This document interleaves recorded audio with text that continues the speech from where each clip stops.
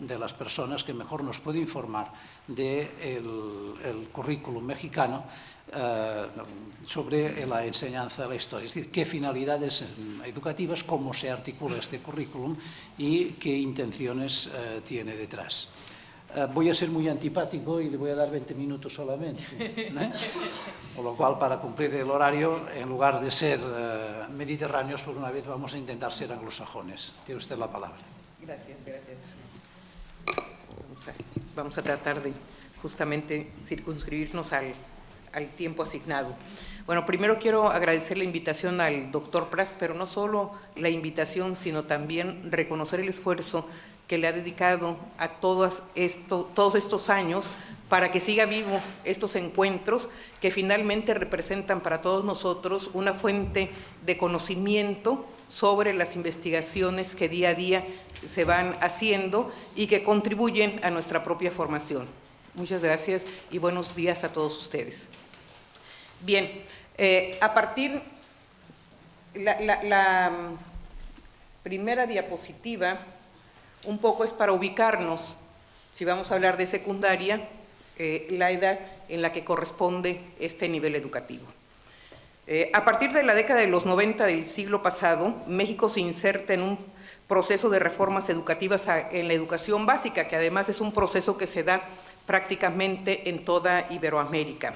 Esta serie de reformas han tenido como finalidad elevar el nivel educativo de los jóvenes para estar como país, según se explicaba, en mejores condiciones de competir en un mundo globalizado y entrar a la modernidad mejor preparados. De esta manera, la educación secundaria y en general la educación básica hasta el día de hoy representa una amalgama de tradiciones y sus propósitos, orientaciones y el perfil de los maestros son resultado de proyectos y reformas educativas sobrepuestas hasta llegar a la actual. Frente a esta situación, las interrogantes de una u otra manera se siguen expresando. ¿Cómo debe pensarse la educación? ¿Cómo debe modificarse, ajustarse o replantearse? ¿Qué aprendizajes nos deja cada reforma curricular? Si la política educativa es un terreno minado y zona de confrontaciones, entonces, ¿quién mira por ella y a quién le interesa? En busca de dar respuesta, o al menos comprender el proceso que ha tenido la enseñanza de la historia en la educación en México, hemos tratado de hacer una periodización que no voy a hablar de los 3 primeros periodos, solo me voy a circunscribir al cuarto, pero que forma parte de una investigación más amplia para ver cuáles han sido las inquietudes, los planteamientos, los intereses y las necesidades del sistema educativo nacional para ir reformulando los currículums de la enseñanza de la historia y sobre todo en la educación secundaria. El cuarto periodo, denominado La Historia, epicentro de debates en el México contemporáneo, creo que me quedé corta, porque realmente el epicentro del debate, tratándose de esta asignatura, ha sido en todos los tiempos. Pero sobre todo en el último periodo, que abarca de los años 60 del siglo XX al 2013, es en México cuando ha tomado mayor importancia y mayor relevancia. En este periodo se llevan a cabo varias reformas educativas, sobre todo se destaca la de 1974, que resultó, como en todo, ser una moda, cuando se transforma la enseñanza de la historia de asignatura a áreas, ¿no? Una moda que además fue bastante criticada en México porque se decía que se estaban copiando modelos extranjeros que no correspondían a nuestra realidad y sobre todo modelos que se habían implementado en Estados Unidos, en algunos países europeos y latinoamericanos. Sin embargo, se lleva a cabo esa implementación y ante el desconcierto de los maestros se decide que la enseñanza de la historia junto con la geografía y la educación cívica a través del área de ciencias sociales solo se implemente en las escuelas secundarias de nueva creación. Entonces vamos a tener más de una década que en México coexisten 2 formas de enseñanza de la historia, por área y por asignatura.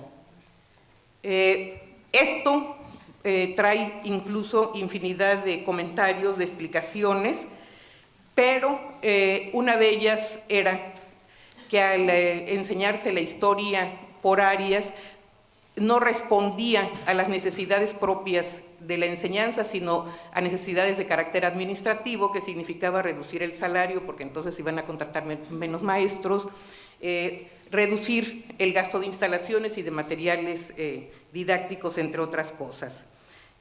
Para finales de los años 60, inicio de la década de los 90, pues entonces se levantan las voces para expresar que la cultura histórica de los estudiantes y egresados de la educación básica en las generaciones que cursaron la secundaria organizada por áreas fue deficiente en detrimento de la formación de los alumnos para la comprensión del mundo social. En este contexto se establece el Acuerdo Nacional para la Modernización de la Educación Básica y Normal en 1992 y la reforma al artículo 3 constitucional que establece la obligatoriedad de la educación secundaria como parte de la educación básica. Y bajo esta visión se va a decretar una nueva reforma educativa que da como resultado los nuevos planes y programas de estudio de 1993. En 1993, con estos nuevos planes y programas de estudio, realmente es un parteaguas dentro de la enseñanza-aprendizaje de la historia, porque se va a dar una nueva mirada a lo que sería la propuesta pedagógica. Realmente es un programa muy sustentado, pero que desgraciadamente no se puede llevar a cabo, no se universaliza por diversas razones. Hay una reforma educativa para educación básica, pero no hay una reforma educativa, por ejemplo, para las escuelas normales. Esta reforma educativa es tardía en las normales, estamos hablando tardía después de 7 años de que se hace esa reforma en primaria y secundaria, se hacen las normales, que son las escuelas que preparan a los futuros docentes. Por otro lado, esta reforma que presuponía era necesario modificar los planes y programas de estudio de primaria y de secundaria, solo se va a circunscribir a la educación primaria. A la educación secundaria se le hacen unos pequeños ajustes o, como se dijo en su momento, se desengrasan de contenidos los programas que eran suficientemente amplios para desarrollarse en un ciclo escolar y siguen siendo bastante amplios. Los programas entonces de secundaria prácticamente no sufren cambios. El único que va a tener, cuando menos a nivel declarativo, un cambio va a ser el que se lleva en tercero de secundaria, que es Historia de México, porque se trata de incorporar mayor información sobre la historia de América. Sin embargo, a la hora que se elaboran los libros de texto, es un rubro que prácticamente no se incorpora. Entonces, por un lado tenemos el currículum, por otro lado tenemos los libros de texto y, bueno, finalmente unos maestros que no han sido actualizados o preparados para poder llevar a cabo un nuevo programa de estudios con un nuevo enfoque pedagógico. Al llegar un nuevo gobierno, ya nos vamos a ir hasta el año 2000, también se diseña un nuevo plan de estudios. Cuando hay un cambio político en México, después de 70 y tantos años de gobierno del PRI, en el año 2000 asume la presidencia un representante del partido político de derecha y se inicia una nueva reforma educativa. Pero además se inicia una nueva reforma educativa sin contar con una investigación que permita saber a dónde estaban los retos que se plantearon desde la reforma de 1993. En México, las reformas actuales, la de 1993, la del 2004 para el preescolar, 2006 para la primaria y nuevamente la de educación primaria de 2011, no han contado con investigaciones empíricas que den cuenta de cómo han funcionado las reformas anteriores. Este proceso de reformas concluye en el 2006, después de 2 años de discusiones, donde se hicieron distintas propuestas. En el 2004 se propuso la enseñanza de la historia en secundaria, donde se integraran aprendizajes de historia de México con historia universal, porque prácticamente han estado desvinculados. Sin embargo, se levantaron mucho las voces de los especialistas diciendo que lo que se quería era eliminar el estudio de la historia patria y privilegiar el estudio de la historia universal, que no se veía realmente un contenido fuerte y formal del México prehispánico y que eso iba en detrimento de la conciencia nacional del mexicano, que por tanto se debería de regresar a la estructura anterior, historia de México por un lado, historia universal por otro lado. Entonces, en 2006 hay un nuevo programa de estudios donde se trató, si bien hacer las asignaturas o las materias independientes en cada uno de los grados, se trató de articular, por ejemplo, para el caso de México, incorporar un tema sobre historia universal para ir engarzándolo, y en el caso de historia universal, un tema que decía nuestro entorno, donde se procuraba enfatizar los acontecimientos que en México y América se daban en esos momentos. Respecto a la historia como asignatura escolar, entonces, se va a plantear en el 2006 la importancia de situar el conocimiento previo de los estudiantes como punto de partida para adquirir nuevos conocimientos. También se cambia la concepción de enseñanza como transmisión de información y de aprendizaje por un conocimiento que el estudiante debía ir construyendo a lo largo de su educación básica. Se trató también de incorporar temas en el currículum que pudieran vincularse o enfatizarse con la vida real, que el alumno sintiera que realmente ese aprendizaje tenía sentido. En estos programas hubo un reconocimiento de la diversidad como riqueza y como recurso para la enseñanza.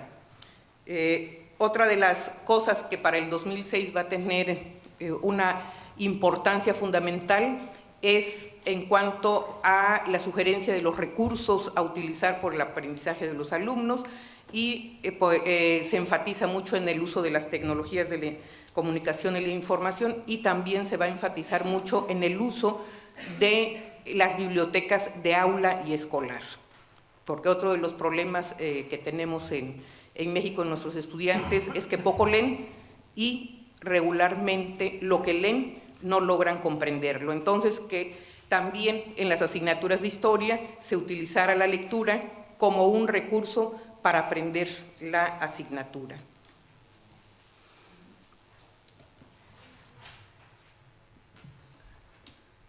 ¿Cuál es la estructura de los programas del 2006? Cuentan con una introducción y se presentan propósitos de la enseñanza de la historia a lo largo de la educación básica y propósitos específicos para la educación secundaria. Se proponen 13 ejes que estructuren los programas de estudio: comprensión del tiempo y el espacio históricos, manejo de información histórica y formación de una conciencia histórica para la convivencia. Estos 3 ejes que aparecen en los programas del 2006, con la moda de las competencias en la reestructuración de estos programas en el 2011, de ejes pasan a ser competencias. También se señalan los ámbitos de análisis, se dan orientaciones didácticas generales y la organización de los contenidos. Entonces, en la organización de los contenidos para secundaria vamos a tener 2 cursos, uno de Historia Universal y uno de Historia de México. Cada uno de los cursos lo integran 5 bloques o unidades, y vemos en Historia Universal cómo prácticamente los chicos se van a enfrentar al estudio pues, prácticamente de 5 siglos en un ciclo escolar. Entonces, la verdad es que esto sigue siendo otro de los elementos que vacunan a los adolescentes para que realmente sientan que la historia es una asignatura interesante y que les va a servir de algo. Para Historia de México tenemos también lo mismo. en el 2006, el programa del 2006, que el 2011 no se cambia, sigue siendo la misma periodicidad. Aquí va desde las culturas prehispánicas hasta nuestros días. Bien,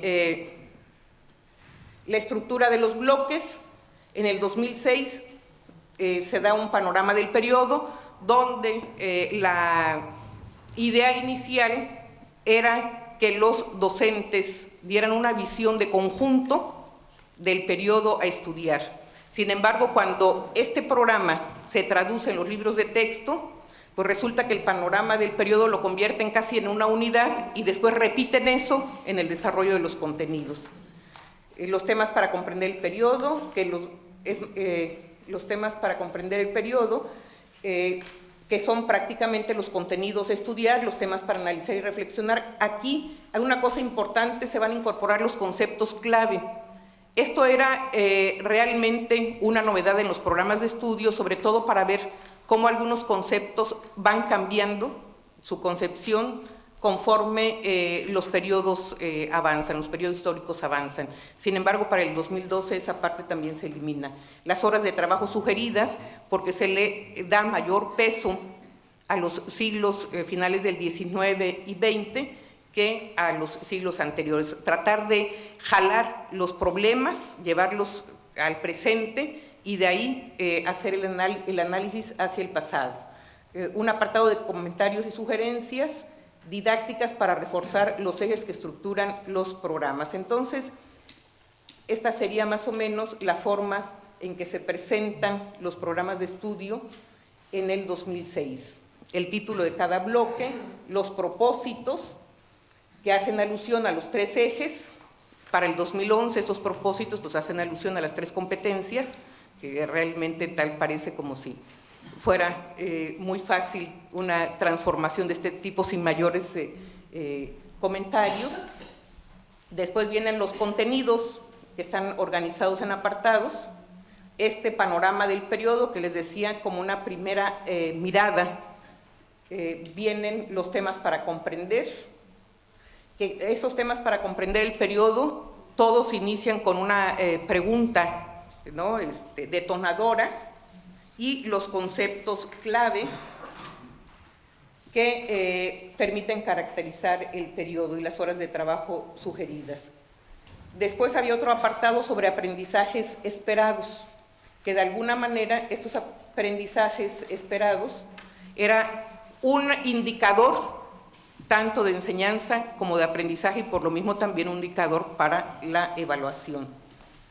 Los comentarios y sugerencias, donde se dan especificaciones muy concretas para, está muy rápido el cambio, para el trabajo en el aula, tratando de articular lo que eran los propósitos, el enfoque, las sugerencias y la estructura de los programas. Ahora, aquí tenemos, por ejemplo, de 1993 a 2006, cómo se va a dar ese cambio. En 1993 se daba historia en los 3 grados de educación secundaria. En cada grado se le dedicaban 3 horas semanales. Para el 2006 se reduce a 2 grados y se reduce en 1 hora la enseñanza de la historia en la educación secundaria, teniendo la misma temporalidad de historia universal. De los 2 programas se hace 1 y de Historia de México se mantiene como tal. Para 2011 tenemos que en el marco de la reforma de la educación básica se trata de revisar los programas de estudio. En 1993 decíamos que con esa reforma se va a enfatizar primaria. Entonces hacía falta el inicio de la educación básica y el fin, las 2 puntas. Por lo tanto, en el 2004 se lleva a cabo la reforma de preescolar, en el 2006 la de secundaria, pero al hacer estas reformas se dan cuenta que primaria entonces ya no se articulaba tanto ni con preescolar ni con secundaria. Entonces en 2011 se hace una nueva reforma llamada la reforma integral de la educación básica, que finalmente tampoco logró esa articulación. Y esto es uno de los problemas que nosotros vemos en los programas de estudio en México desde el siglo XIX. Se mantiene, para el 2011 se mantiene el enfoque pedagógico, pero se decreta el aprendizaje por competencias, como si eso se pudiera decretar de un día para otro, ¿verdad? Y teniendo a los mismos maestros que están en las aulas sin una preparación. O sea, no hubo realmente en los últimos años un programa de formación y actualización docente que permitiera a los maestros poder en el aula llevar a cabo un aprendizaje por competencias, pero por otro lado también el programa de estudios se decreta que es por competencias, pero no realmente se va a ver reflejado. O sea, solo la etiqueta y la moda tal cual. Bueno, aquí tenemos lo que les dije, que se mantiene cronológicamente igual, incluso en Historia Universal se mantienen los mismos nombres de los bloques, excepto en Historia de México, lo que se hace es cambiar un poco los nombres de los bloques para tratar de enfatizar determinados procesos. Todavía no sabemos cuáles son los retos, los problemas que esta reforma educativa del 2006 para la secundaria tiene cuando ya tenemos encima una nueva reforma, ¿no? El 10 de diciembre, el 1 de diciembre hay cambio de gobierno en México, entonces a los pocos días de asumir la presidencia, el nuevo representante pues va a presentar ante la Cámara de Diputados una propuesta de reforma que hasta el día de hoy es solo una reforma de carácter constitucional. Todavía no se conocen cuáles son las leyes secundarias y hacia dónde van. Sin embargo, ha despertado mucha inconformidad en todos los sectores educativos y básicamente en los docentes, no nada más del Sindicato Nacional, sino de la parte democrática de ese sindicato, que es la Coordinadora Nacional. Entonces, realmente en México seguimos teniendo muchos retos que vienen del siglo XIX, seguimos teniendo muchas propuestas de cómo tratar de mejorar el aprendizaje de los estudiantes en la educación de historia, en la educación básica. Realmente desde el siglo XIX, por ejemplo, vemos la propuesta de la diversidad de recursos y, sin embargo, tenemos dos grandes retos como país que sistemáticamente no hemos podido enfrentar en forma simultánea. Uno, que es la reforma a las escuelas normales en cuanto a su currículum, y otro, la capacitación, la actualización de los docentes. Gracias.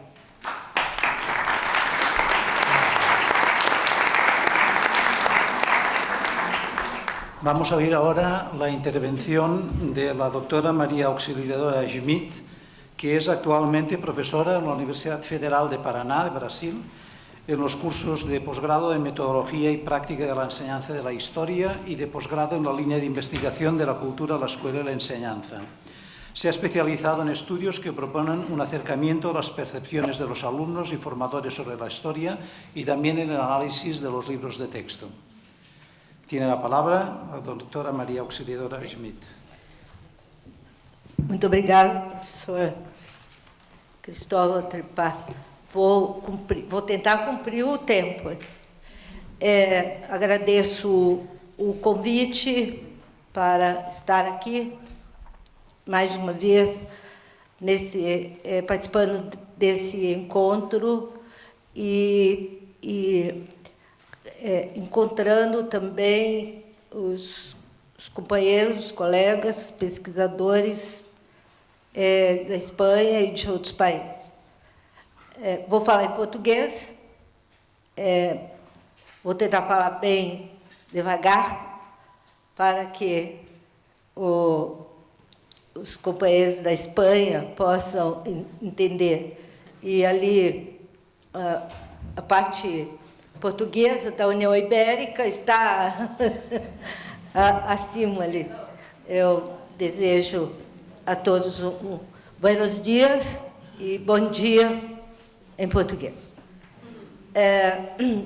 O que vou apresentar é resultado parcial de uma pesquisa sobre a aprendizagem histórica que venho desenvolvendo já há 10 anos. Essa pesquisa é financiada pelo CNPq, que é o órgão do Ministério da Ciência e Tecnologia no Brasil, que financia pesquisas nas universidades brasileiras. Então, não vou me deter na análise da estrutura curricular das escolas brasileiras, me detendo mais à parte do currículo que hoje estou pesquisando e que se refere ao ensino para os jovens, na faixa de idade entre 15 a 18 anos. Por isso, o título da minha fala hoje refere-se à questão do currículo e formação da consciência histórica. O título já anuncia a perspectiva pela qual eu estou analisando o significado da aprendizagem no ensino da história no Brasil. Esse é o meu recorte. Eu não estudo método, eu não estudo conceitos, eu estudo o significado da aprendizagem no ensino da história no Brasil.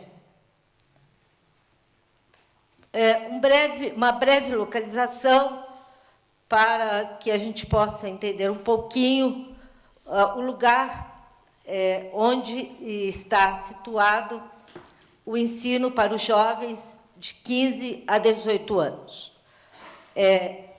A estrutura do ensino público no Brasil, público e privado, é dividido entre o ensino fundamental, que é obrigatório, de oferta pelo Estado, e obrigatório de matrícula por parte das famílias brasileiras.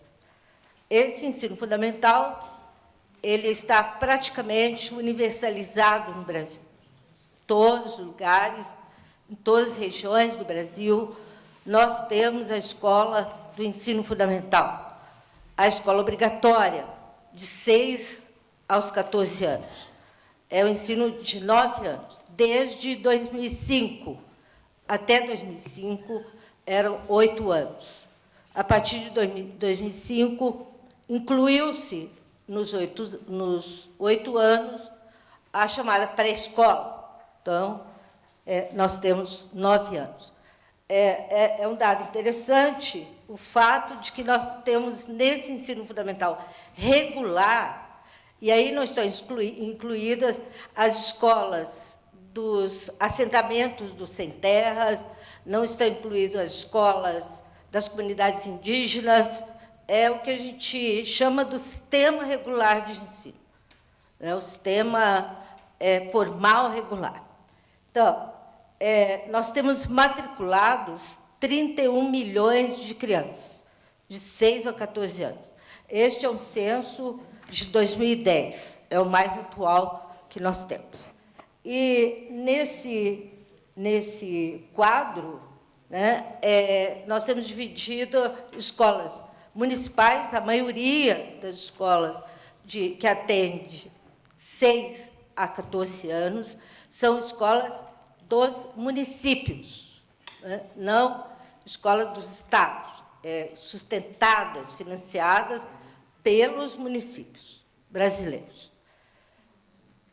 Nessa faixa de escolarização, nós temos menos escolas que são financiadas pelos governos estaduais. No caso que eu analisarei hoje, o ensino de história refere-se ao ensino médio.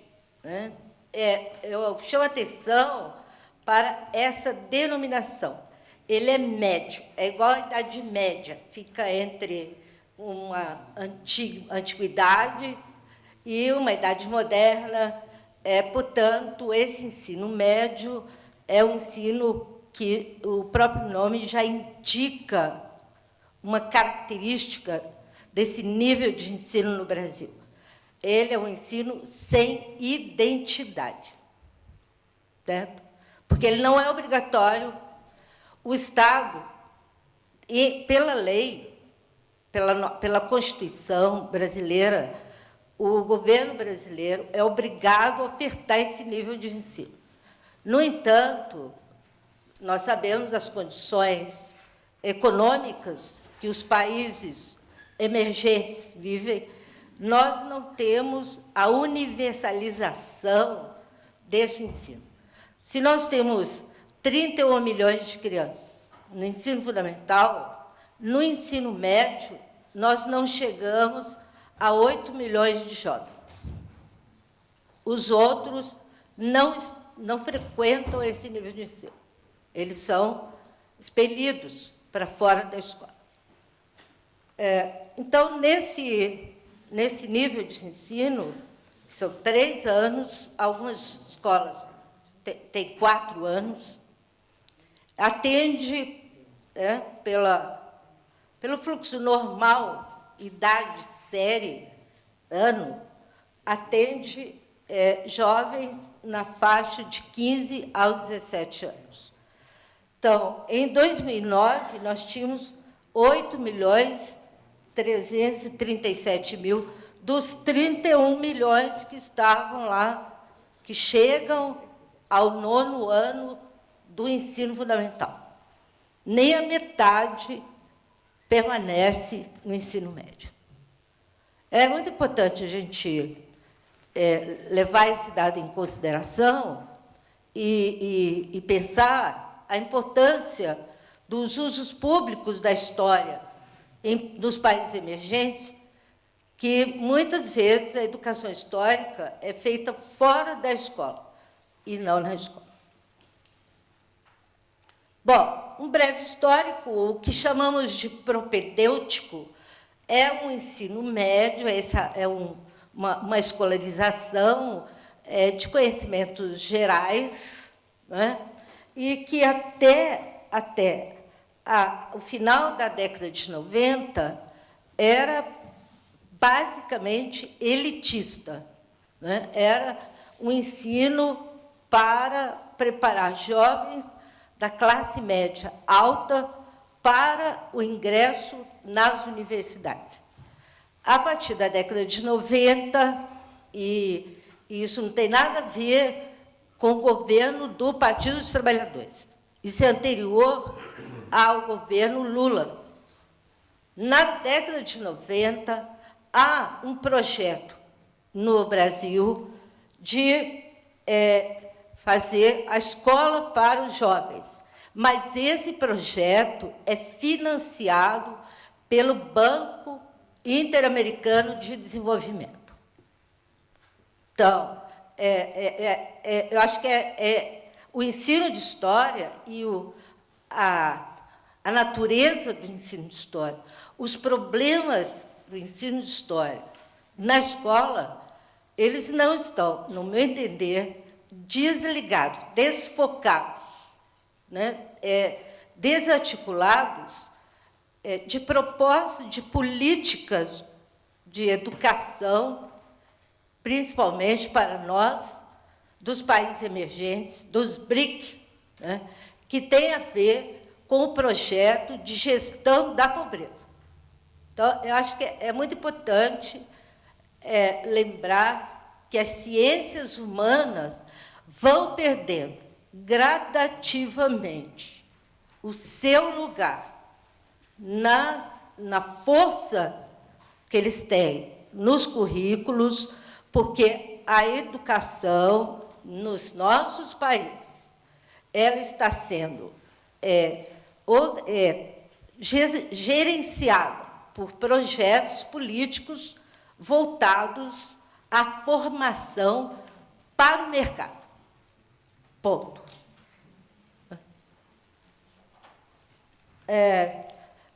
Questões atuais. nós temos, com relação a esse nível de escolarização, em que estão 8 milhões de brasileiros, praticamente a população de Portugal, ou quase, nós temos que problemas? Problema 1, não é o ensino universalizado, ou seja, nem a metade dos alunos que terminam a escolarização obrigatória vai para esse nível de ensino. Problemas 2, enfrenta problemas estruturais. Primeiro, não tem identidade, não é nem profissionalizante, né, nem investe-se na profissionalização do jovem, em que pese o fato de que existe hoje uma política de marketing do governo, de expansão das escolas profissionalizantes do ensino médio, mas, para o enfrentamento da questão, é uma gota d'água no universo, no mar de demandas e carências para a juventude brasileira. Prédios, muitas escolas, a maioria das escolas do ensino médio funciona junto no mesmo prédio em que funcionam as escolas que atendem as crianças. Então, há problemas sérios de ajeitar, né, laboratórios, etc. A própria concepção. Para que serve esse ensino médio? Para preparar para a universidade? Para profissionalizar o jovem? Para quê? Um parêntese. A maior parte da profissionalização da juventude no Brasil é feita não na escola, mas nas próprias empresas e pelo sistema privado que pertence às indústrias, Senac, SESI, são formas não formais. O menino vai lá, o jovem vai, faz um curso de cabeleireiro, um curso de garçom, etc. Então,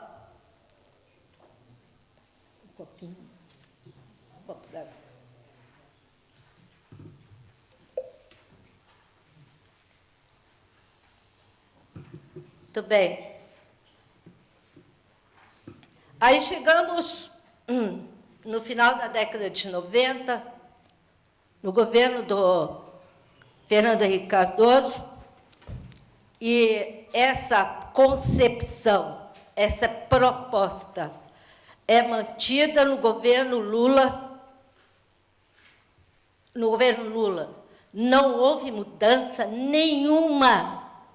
O Partido de Esquerda, o Partido dos Trabalhadores, não houve mudança nenhuma na concepção da educação brasileira. Então, desde 98, nós temos o que chamam no Brasil parâmetros curriculares nacionais. Esses parâmetros curriculares foram implantados, financiados pelo Banco Mundial, pelo projeto de Educação para Todos, sob a égide da Unesco, e ele se mantém no governo Lula. Eu sou lulista, votei no Lula e acredito no Lula, mas odeio a proposta de educação do Lula. Muito bem. Perspectiva desses parâmetros. Qual é a concepção que está lá? A eficiência social para gestar, para gerenciar a pobreza. Nós não queremos gerente de pobreza. Nós queremos uma educação emancipatória. Então, o paradigma das competências. Esse paradigma das competências é uma praga que assola as propostas curriculares da América Latina. Começou no Chile e se espalhou para o resto da América Latina. está no México, está na Argentina. Na Argentina pode ficar. Está no Paraguai. Certo? Competência para a eficácia técnica da gestão da pobreza. Segundo, aí que vem o problema sério de concepção curricular. O Conselho Nacional de Educação do Brasil faz um documento em que o currículo é sustentado por duas categorias, da contextualização e da interdisciplinaridade. E a ideia, e duas categorias que nós, professores, amamos de paixão. Nós queremos trabalhar um conhecimento que tem a ver com a vida prática do aluno. Nós queremos trabalhar um conhecimento que faça a interlocução com as outras disciplinas. Queremos, mas não com essas categorias, certo? Não da forma como elas estão teorizadas na proposta curricular brasileira. A lógica não é a ênfase nos conteúdos. Ainda que fosse, preferiria eu que o menino soubesse a história geral, soubesse a história do Brasil, soubesse que os espanhóis foram colonialistas, mas não sabe mais, só tem competência, certo? Terceira questão, o pior dos piores da interdisciplinaridade, a lógica curricular que esfacela, fragmenta, destrói a lógica da epistemologia das ciências específicas, em nome de uma interdisciplinaridade. Existe um termo brasileiro muito típico nosso, que a gente fala fajuta, uma interdisciplinaridade rasa, superficial, né? Então, a história foi para onde? Olha lá onde está a história. Numa área de conhecimento chamada Ciências Humanas e suas tecnologias. Até hoje, eu não sei quais são as tecnologias das ciências humanas, sabe? Eu não sei. Até hoje, eu não sei. Certo? É só um exemplo do que é esse... eu tomei a categoria contextualização, porque eu fui professora do ensino médio 20 anos, estou na universidade há 22, 20 mais 22, 42. Então, eu adorava contextualizar o conhecimento, meus alunos, mas com outra finalidade. Aí que nós vamos ver. Olha o que é a contextualização. Presta atenção. Eu acho estranho ouvir que a história tem que resolver problema. A história não tem que resolver problema. A história tem que fazer a mudança, a revolução. Eu acredito nisso. Certo? Então, relacionar conteúdo aos problemas concretos que circundam os alunos. Então, o que acontece na Espanha não interessa no Brasil, porque não é um problema concreto que circunda os nossos jovens. Né? Tem que estar ali, circundando. Então, o ambiente social, também não sei o que é isso. Ambiente social. Situações próximas e familiares. Imagina o aluno de uma periferia no Brasil, de uma escola de periferia que eu trabalho, né, que eu tenho um projeto, com essa preocupação. Mas vou passar. Nem gosto de falar sobre isso. Estou fazendo essa pesquisa, ela ainda está em andamento, não tive tempo de fazer a tabulação dos 254 instrumentos que trabalhei, então vou passar só para dizer que estou querendo ouvir o que dizem alguns jovens sobre isso. Chego às considerações finais, porque desde a madrugada brasileira que o professor Cristóvão avisou que ele ia controlar o tempo. Então, chego às considerações.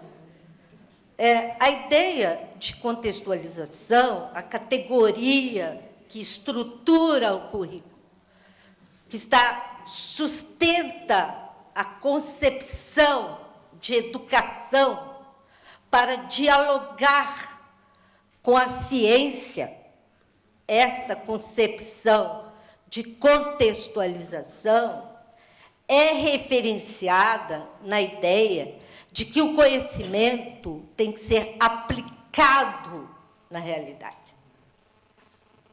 Há uma diferença entre o conhecimento para ser aplicado na realidade e o conhecimento necessário para a compreensão da realidade. São coisas diferentes. Às vezes, eu não aplico, eu complico. O conhecimento, muitas vezes, ele não é aplicado, ele é complicado, porque ele complica a realidade. Ele precisa complicar a realidade. Esse está no próprio documento do Conselho Nacional de Educação Brasileiro. Esta concepção de aprendizagem é uma vertente importada, baseada na ideia de aprendizagem situada, do David Stein, muito interessante. Não estou, no conto, dizendo a forma como ela foi usada, e não permite que o currículo operacionalize uma proposta de aprendizagem voltada para a compreensão do real em sua concretude. Real concreto não é aquilo que está próximo ao aluno. Real concreto é o real pensado pela teoria, pela ciência. Esse é concreto. O outro é falso. Real concreto é o que eu pego, não é verdade? Que possibilita a compreensão do aluno, do currículo, em sua relação com a cultura histórica. Então, eu penso que esse conceito de cultura histórica do professor Ior Rissen é muito importante que os curriculistas olhem com bastante cuidado. Segundo, o conceito de aprendizagem, baseado no desenvolvimento de competências, confunde a aprendizagem com a aquisição do método do historiador. Aprender história não é aprender o método do historiador, é aprender a epistemologia, o processo de produção cognitivo do conhecimento histórico, que está na própria ciência da história. E a psicologia ajuda para fazer as adequações necessárias. Abaixo o imperialismo da psicologia. Segundo, terceira consideração. A relação do conteúdo com a vida do aluno é operacional e não introduz elementos para a aprendizagem como expansão quantitativa e qualitativa da relação presente, passado e futuro, e, portanto, para a formação da consciência histórica. Considerando que o conteúdo da história é a própria história, e a inserção da história na área de ciências humanas fragiliza ainda mais esse conteúdo, que já padece, no Brasil, nesse nível de ensino, de uma anemia crônica devido também ao reduzido número de aulas. Desde a época da ditadura militar, e nós estamos num governo de esquerda, o número de aulas de história continua lo mismo. É o que se passa. Finalmente, concluindo parcialmente essa discussão, há necessidade de se pensar o currículo enquanto expressão da cultura escolar em sua relação com a cultura histórica e a cultura juvenil. Muito obrigada.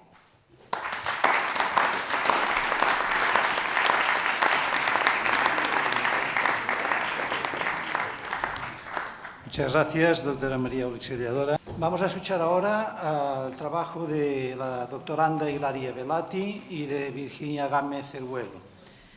La doctora Ilaria Velati se ha incorporado al Departamento de Didáctica de las Ciencias Sociales, está incorporada desde el año 2008 y desde el 2010 forma parte del grupo con una beca predoctoral de la Universidad para Personal Investigador en Formación. Ha participado como coordinadora en diferentes proyectos de investigación competitivos y ha colaborado activamente en este I+D.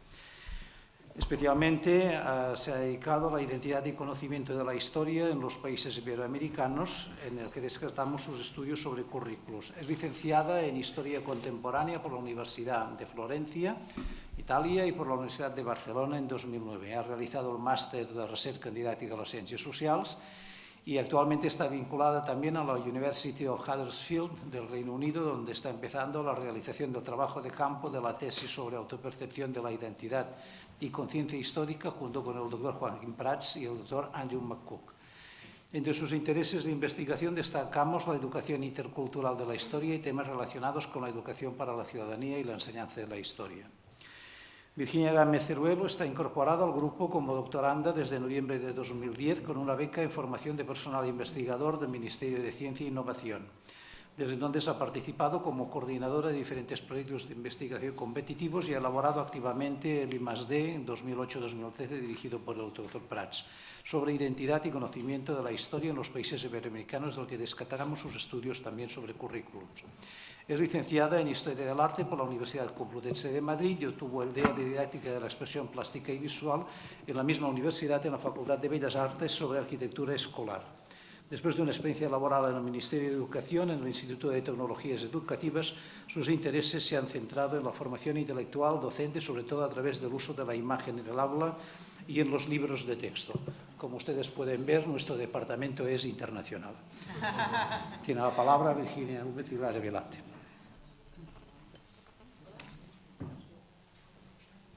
Hola. Bueno, en primer lugar, dar las gracias a esta invitación de estar en esta mesa. Es todo un honor, ya que como doctoranda nos sentimos muy orgullosos de poder estar aquí, pero también debemos asumir que somos comité organizador, lo cual se lleva un poco estrés. O sea, yo tengo una mitad de la cabeza, intento generar debate, y la otra mitad estoy pensando en cómo os voy a servir el café ahora a las 12. Así que si estamos un poco atacadas, disculpad, pero demasiadas cosas a la vez.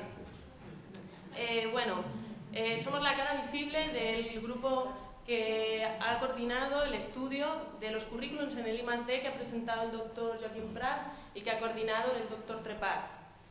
En calidad vuelvo a nuestra calidad de doctorandas, es un privilegio ya que nos da voz a todos los doctorandos que estamos aquí en la sala, ya que este simposio está un poco dirigido a abrir debate, a la participación de doctorandos y investigaciones en activo.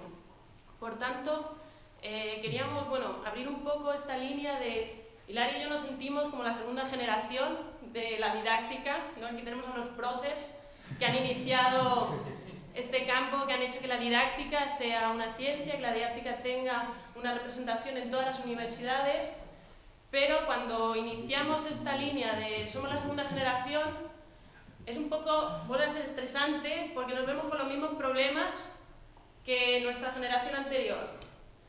Todos los que iniciaron en los 70 dieron unas propuestas muy interesantes de libros de texto y demás, volvemos a ver los mismos problemas. Entonces, por eso vamos a hablar un poco de los resultados que hemos obtenido en esta investigación, pero sobre todo viendo qué retos y qué nuevas opciones tenemos, ¿no?, en esto, y cómo podemos afrontar desde la didáctica todos estos nuevos retos. Bueno, incidiremos en la función intercultural y la competencia ciudadana que tiene el estudio de la didáctica y de la historia.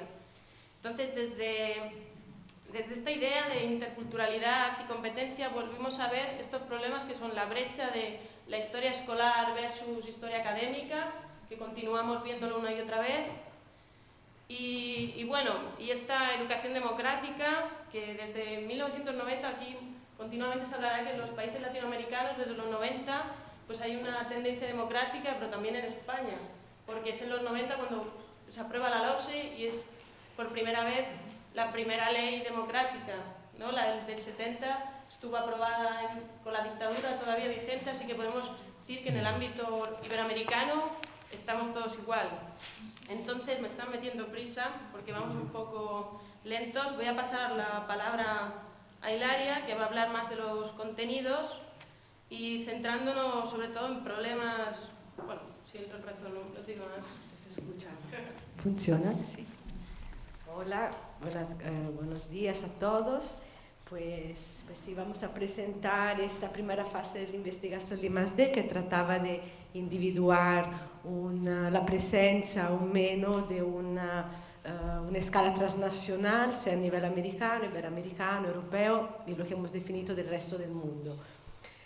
Sobre todo, ha sido un trabajo muy complejo, muy lento, a veces os confieso bastante aburrido incluso, y los resultados hay que tomarlo un poco con delicadeza, no son exhaustivos desde luego, probablemente nos han faltado una diversificación en los instrumentos, en la metodología empleada, pero probablemente podría ser como la base para posibles nuevas investigaciones.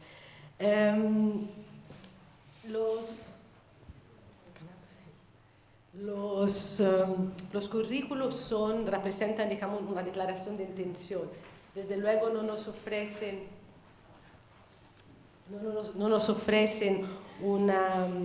no sustituyen nuestro conocimiento sobre lo que se hace realmente en las aulas, la práctica educativa.